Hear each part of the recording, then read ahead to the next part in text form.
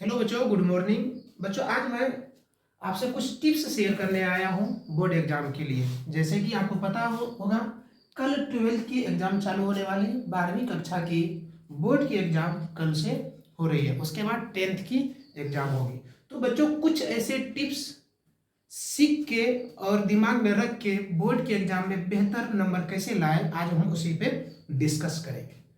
बच्चों, ज़्यादातर जो बच्चों को प्रॉब्लम होता है, फर्स्ट डे जब प्रथम दिन वो एग्जाम देने के लिए जाता है तो एक अजीब जैसे डर रहता है, भय बना रहता है कि कैसे क्या होगा नहीं होगा। बच्चों, ये आपकी आत्मविश्वास, ये आपकी कॉन्फिडेंस लेवल आपको कहीं ना कहीं आपकी परसेंटेज आपको रिटर्न करने में दिक्कतें आती है, दिक्कतें होती भी है, जिसके कारण जो है ना आपका परसेंटेज अच्छा नहीं होता है। तो आज हम सबसे पहले बात करेंगे, मैं यहाँ पे कुछ पॉइंट लिखा हूँ, आप देख सकते हैं। Be confident. आप जब भी एग्जाम हॉल में जाए, आप कॉन्फिडेंट होके जाए, आप आत्मविश्वास होके जाए कि मेरी अच्छी तैयारी है, मैंने अच्छे से पढ़ाई की है, मैंने पूरे सिलेबस कंप्लीट किया है, तो मेरा अच्छा एग्जाम जाएगा। तो बच्चों, यही तो आपको आत्मविश्वास बनाएगा। आपकी अच्छी तैयारी है, आपकी सिलेबस कंप्लीट है, आप एक एक प्रश्न पे आपको पकड़ है, फिर भी बच्चों यदि आपको डर बना रहा है तो इसको आपको दूर करने की जरूरत है। होगा क्या, आप ज्यादा घबरा जाएंगे, ज्यादा परेशान हो जाएंगे, आपकी दिमाग उस समय रिप्लाई नहीं देगा। तो ये छोटी सी मिस्टेक आपको कहीं ना कहीं परसेंटेज को डाउन कर सकता है, आपके रिजल्ट को प्रभावित कर सकता है। तो बच्चों, इसके लिए क्या करें, आप जाए तो कॉन्फिडेंट लेवल से जाए, आत्मविश्वास के साथ जाए कि क्योंकि मैंने पढ़ाई की है। बच्चों, डरने की जरूरत उस बच्चों की वो है, उस बच्चों की जरूरत डरने की जरूरत है जो बच्चे ने पढ़ाई की ही नहीं, जिनकी कोई सिलेबस कंप्लीट है ही नहीं, जिसने जिसने एक एक प्रश्न पे पकड़ किया ही नहीं। तो ऐसे बच्चे को डरने की जरूरत है। लेकिन जो बच्चे 12 मंथ पढ़ाई की है, जिसके सिलेबस कंप्लीट, उससे डरने की क्या जरूरत है। तो फर्स्ट पॉइंट, जितने भी बोर्ड के बच्चे हैं उसको ये ध्यान रखनी होगी, बी कॉन्फिडेंट। आप आत्मविश्वास के साथ जाए, तब जाके बच्चों आप अच्छे परफॉर्मेंस कर पाएंगे। दूसरी पॉइंट मैं यहाँ पे, सेकंड पॉइंट जो मैं यहाँ पे रिटर्न किया हूँ, क्या, प्रेजेंटेशन। आपका प्रेजेंटेशन बहुत इंपॉर्टेंट रखता है। आपने सुना होगा, कहा जाता है कि first impression is the last impression.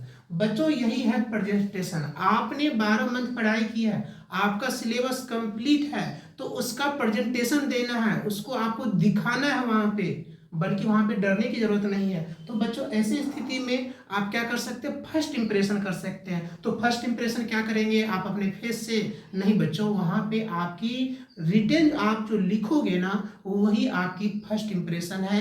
किसके लिए, तो एग्जामिनर के लिए। जो आपकी कॉपी चेक करेगा उसको आपको क्या करना है, अट्रैक्टिव करना है बच्चों, अपनी ओर खींचना है। तो अपनी ओर खींचने की आपके पास एक ही ऑप्शन है बच्चों, तो वहां पे आपकी कॉपी है।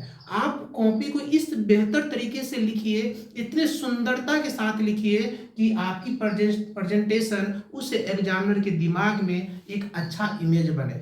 मैं एक छोटी सी एग्जांपल्स के तहत मैं आपको समझाने की कोशिश कर रहा हूं। बच्चों, होता है क्या, मान लीजिए कि 12 क्वेश्चन आपको दिया हुआ है, मान लीजिए कि मैथमेटिक्स का 12 क्वेश्चन आपको सॉल्व करना है। तो बच्चों, आपने टोटल प्रश्न को रीड कीजिए, पढ़िए। मैंने पीछे भी वीडियो बना चुका हूँ, पिछले वीडियो में मैंने ये सब बात शेयर किया हूँ, लेकिन आज कुछ मुख्य इंपॉर्टेंट फैक्ट मैं बता रहा हूँ। तो बच्चों, आप सारे प्रश्न, 12 प्रश्न है, तो 12 प्रश्न को पढ़ लीजिए। अब उस पे आपको ये नहीं देखना है कि कौन से प्रश्न नहीं आ रहा है। जरूरी नहीं है कि 12 प्रश्न है तो 12 प्रश्न आपसे सोल्व हो जाए बच्चों, ये जरूरी नहीं है।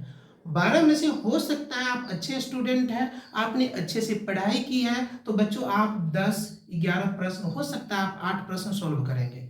बाकी जो प्रश्न आपसे नहीं बन रहा है, तो उसके लिए आपको कॉन्फिडेंट लेवल को गिराना नहीं है। आप उसमें से जो प्रश्न आपको बेहतर तरीका से आ रहा है, फुल्ली कॉन्सेप्ट आपके माइंड में, आप उसको अच्छी तरह से बना सकते हैं। तो बच्चों, फर्स्ट पेज में आप उसी प्रश्न को बनाएं, ताकि आपका प्रेजेंटेशन बेहतर हो और आपका फर्स्ट इंप्रेशन बने उस एग्जामिनर के माइंड में। होता क्या है बच्चों, आप कितने पानी में हैं, ये एग्जामिनर जो कॉपी चेक करता है 1 मिनट में चेक कर लेता है, 1 मिनट में पकड़ लेता है। बोलेंगे सर कैसे, तो बच्चों समझिए, जैसे आपने फर्स्ट प्रश्न लिखा और फर्स्ट प्रश्न को आपने इतने सुंदरता के साथ और बेहतर तरीके से आपने फाइनल आंसर तक आप गया है, आपने उत्तर तक लिखा है, तो बच्चों उसमें आपने ब्लू पेन तो यूज आपने किया ही है, साथ ही ब्लैक पेन का यूज किया, आपने हेडिंग में ब्लैक पेन का यूज किया। तो ऐसे स्थिति में बच्चों आपने क्या किया, कॉपी की एक सुंदरता दी है, आपने एक अच्छे तरीके से आपने लिखा है। तो बच्चों फर्स्ट कॉपी का जो फर्स्ट प्रश्न है, इसी से आपका इमेज बन जाता है उस कॉपी चेक करने वाले के माइंड में कि ये बच्चा बहुत ही अच्छा स्टूडेंट है, क्योंकि इसको लिखने की कला है, इसको पॉइंट लिखने की कला है, इसको हर चीज बताने की कला है। उसी के हिसाब से आपके पूरे कॉपी चेक होता है। तो बच्चों first impression is the last impression. आप इमेज इंप्रेशन बनाइए। इंप्रेशन बनाने के लिए आप 12 प्रश्न है, उसमें से जो प्रश्न आपको बेहतर तरीका से आता है बच्चों, उसी प्रश्न को फर्स्ट में लिखे। अब यहाँ पे एक प्रॉब्लम आती है कि सर 12 प्रश्न में मुझे 10 नंबर का प्रश्न आ रहा है और इधर का नहीं आ रहा। तो बच्चों मैंने क्या बोला, जो प्रश्न आपसे बन रहा है, फुल्ली रूप से आपका दिमाग ये कह रहा है कि मैं प्रश्न को अच्छी तरह से बना सकता हूं, तो बच्चों उसी प्रश्न को आपको फर्स्ट ऑफ सोल्व करना है। जरूरी नहीं कि 1 नंबर ही करना है। आपको 10 नंबर आ रहा है तो 10 नंबर कीजिए, आपको 6 नंबर आ रहा है तो 6 नंबर कीजिए। तो अब बच्चों मैंने क्या बताया, first impression is the last impression. आपका व्यू उस एग्जामिनर के, जिस एग्जामिनर के पास आपकी कॉपी है, उसके दिमाग में बैठ गया। आपने 5 प्रश्न अच्छे तरीके से किया और आपको अच्छे नंबर दे रहा है। अन्यथा आपने क्या किया, 6 क्वेश्चन के बाद आपको नहीं आ रहा, फिर भी आपने उस प्रश्न को बना दिया। तो बच्चों आपका इंप्रेशन अच्छा बना हुआ है उस एग्जामिनर के माइंड में, तो बच्चों वहां पे भी आपको अच्छे नंबर ही मिलेंगे, क्योंकि आपने फर्स्ट इंप्रेशन बना रखा है फर्स्ट प्रश्न से।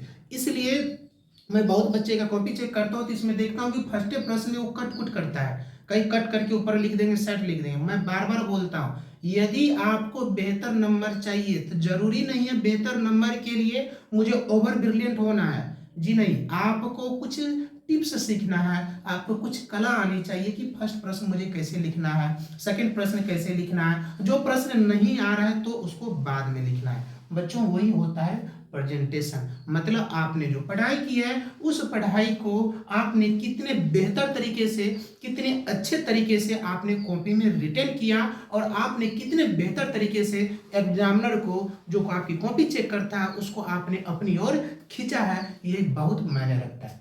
थर्ड पॉइंट की बात करो बच्चों, यहाँ पे है टू द पॉइंट आंसर। यहाँ पे कुछ बच्चे ऐसे भी हैं, मैं ऑनलाइन भी पढ़ाता हूँ, वो उसका मैं जब कॉपी चेक करता हूँ, प्रश्न कुछ और है, आप आंसर कुछ और दे रहे हैं। बच्चों आप ये आदतें छोड़ दे, ये आदतें आप उसमें करना, जो प्रश्न लास्ट की बात है ये करना है, लेकिन जो प्रश्न आ रहा है उसमें भी यदि इस तरह का आप काम करते हैं तो बच्चों आपको लॉस होगा। हो सकता है कि 5 नंबर्स का क्वेश्चन हो तो बच्चों वहां पे आपको 1 नंबर दे के आपकी कॉपी को फेंक दी जाएगी। तो ऐसे नहीं करना है। टू द पॉइंट आंसर, आपको जो प्रश्न पूछा गया है उसी का आंसर देना है, उसी से रिलेटेड आपको आंसर देना है, न कि उससे जरा सा भी नहीं मिल रहा आप झूठ मूठ के कॉपी पेज भर रहे हैं। ये करना है, कब करना है, जो प्रश्न आपको बिल्कुल नहीं आ रहा है वो लास्ट की बात है, लेकिन शुरू में यदि इस तरह का आप काम करते हैं तो आपको लॉस होगा,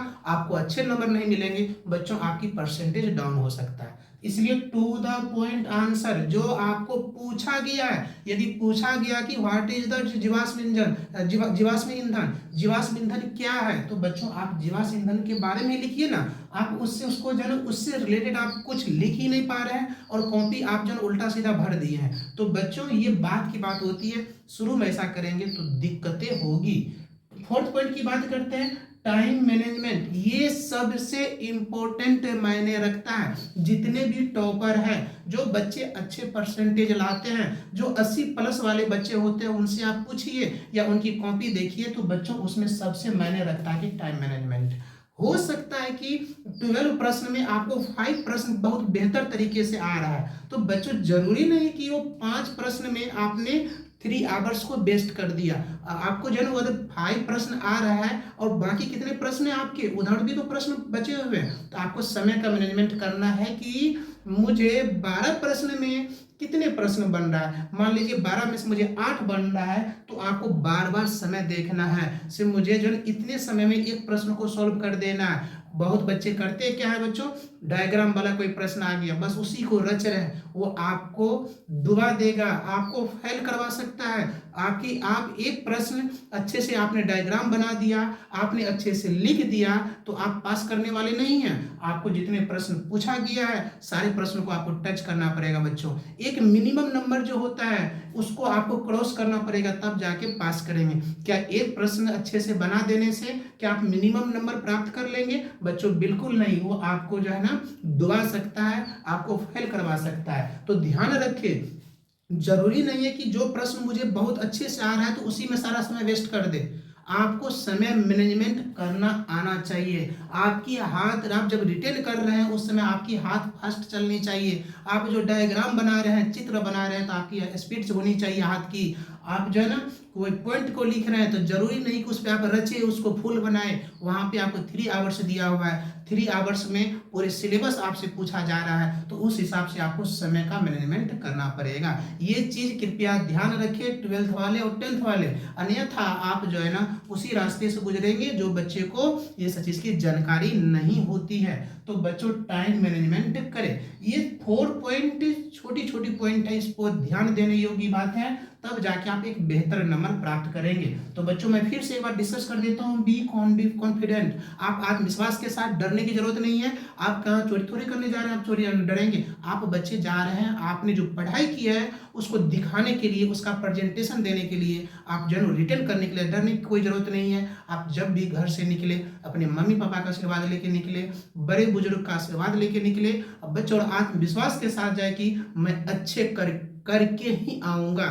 आप ये दिमाग में कभी ये आना न दे कि मुझे प्रश्न नहीं बनेगा, मेरा क्या होगा, वहाँ पे मैं लिख नहीं पाऊंगा या मैं लिख नहीं पाऊंगी। बच्चे आपको वहाँ पे आपकी कॉन्फिडेंस लेवल जब गिरेगा ना, तो जो प्रश्न आपको आ रहा है वो भी प्रश्न आपसे नहीं बनेगा। तो इसलिए आप कॉन्फिडेंट लेवल को बेहतर बना के जाएं। आप जो है ना बुजुर्गों का, बड़ों का आशीर्वाद लेके जाएं, आप बेहतर करेंगे। मैं और एक बात इसमें जोड़ना चाहता हूँ बच्चों, यदि आपको ज़्यादा डर हो रहा है तो आप गायत्री मंत्र करके जाएं। आपकी आत्मविश्वास, आपके कॉन्फिडेंट को बढ़ाए रखेगा, आपको अंदर से वो विश्वास आएगा मैं कर सकता हूँ। बच्चों प्रेजेंटेशन वही आपको क्या करना, अच्छे से प्रश्न को करना है। फर्स्ट प्रश्न को बहुत बेहतर तरीके से करना है ताकि आपकी प्रेजेंटेशन बेहतर बने। और टू द पॉइंट आंसर, आपको जो पूछा जा रहा है कोशिश कीजिए वही लिखने का। और बात की बात है, मान लीजिए 2 प्रश्न मुझे नहीं आ रहा है, बिल्कुल नहीं आ रहा, उसमें आप जो चाहे आप लिख सकते हैं। 4th पॉइंट के बाद टाइम मैनेजमेंट, ये आपकी इंपॉर्टेंट होना चाहिए। बच्चों 5th पॉइंट की बात करूं मैं यहाँ पे, तो आप जो है ना कॉपी को खाली छोड़ के नहीं आए।